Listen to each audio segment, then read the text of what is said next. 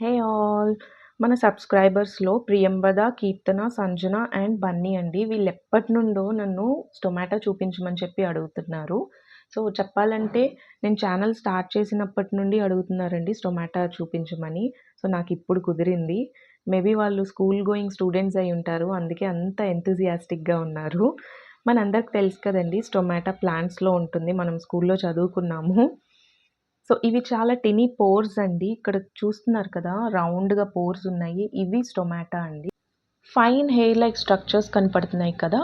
ఇవి ట్రైకోమ్స్ అంటామండి. ఇవి కూడా డిఫరెంట్ ఫంక్షన్స్‌ని ప్లే చేస్తూ ఉంటది.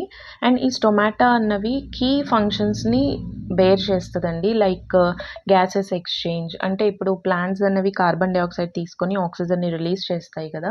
సో, వాటిలో యూజ్ అవుతది. Next it regulates the water loss through transpiration అండి. అండ్ వీటికి గార్డ్ సెల్స్ అని చెప్పి ఉంటాయి. ఆ గార్డ్ సెల్స్ అన్నవి స్టొమాటో ఓపెనింగ్ అండ్ క్లోజింగ్‌లో యూజ్ అవుతదండి.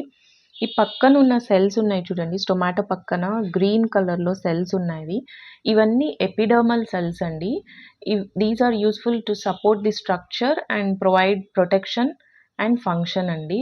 అంటే ఆ స్టొమాటోని ప్రొటెక్ట్ చేయటానికి యూజ్ అవుతాయి ఈ ఎపిడర్మల్ సెల్స్ అన్నవి.